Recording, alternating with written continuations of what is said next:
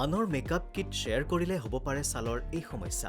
কোনো অনুষ্ঠানেই হওক বা উৎসৱ পাৰ্বণ, বিয়া বাৰু আদিত যেতিয়া মেকআপৰ কথা আহে, তেতিয়া মহিলাসকলৰ মাজত ইয়াক লৈ এক প্ৰকাৰ প্ৰতিযোগিতা আৰম্ভ হয়। মেকআপ কৰি কোনে কিমান দেখনীয়াৰ কৰি তুলিব পাৰে।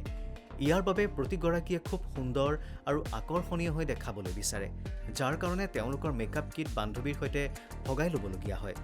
মহিলাসকলৰ মাজত মেকআপৰ সামগ্ৰী ভগাই লোৱাটো খুব সাধাৰণ কথা আৰু প্ৰায় ক্ষেত্ৰতে মহিলাসকলে ইজনে সিজনৰ প্ৰসাধন সামগ্ৰী ভগাই লয় তথা লগোৱা দেখা যায়।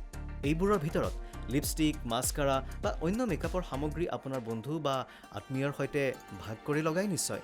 কিন্তু আপুনি জানেনে যে এইদৰে মেকআপ কিট ভাগ বতৰা কৰি লগালে বেক্টেৰিয়াৰ সংক্ৰমণ হৈ ছালখনৰ ক্ষতি কৰিব পাৰে? জানো আহকচোন মেকআপ কিট শ্বেয়াৰ কৰাৰ পাৰ্শ্বক্ৰিয়াবোৰ। আমাৰ চকু শৰীৰৰ সকলোতকৈ সংবেদনশীল অংগ। সেয়ে আনে ব্যৱহাৰ কৰা কাজল, মাস্কাৰা বা আইলাইনাৰ ব্যৱহাৰ কৰিলে বেক্টেৰিয়াৰ সংক্ৰমণৰ আশংকা থাকে, যাৰ কাৰণে চকুৰে পানী ওলোৱা, চকু ৰঙা পৰা, চকুৰ খজুৱতি আদিৰ দৰে সমস্যা হ'ব পাৰে।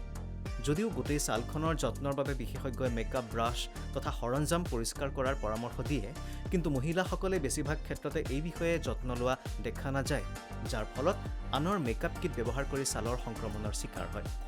মহিলাৰ ক্ষেত্ৰত আনে ব্যৱহাৰ কৰা ওঠত লগোৱা লিপষ্টিক আদি পণ্য সামগ্ৰী লগোৱাটো এটা অস্বাস্থ্যকৰ অভ্যাস, কিয়নো ইয়াত যি ধৰণৰ ভাইৰাছে ঠাণ্ডাজনিত ঘাঁৰ সৃষ্টি কৰে সেইবোৰে মুখখনৰ যথেষ্ট ক্ষতি কৰে। আনহাতে ইয়াত থকা ভাইৰাছবোৰ দীৰ্ঘ সময় ধৰি ওঠত সক্ৰিয় হৈ থাকিব পাৰে বাবে যিকোনো সময়তে সংক্ৰমণ ঘটাব পাৰে। হাতৰ আঙুলিবোৰো এই ধৰণৰ সংক্ৰমণৰ কাৰণ হ'ব পাৰে।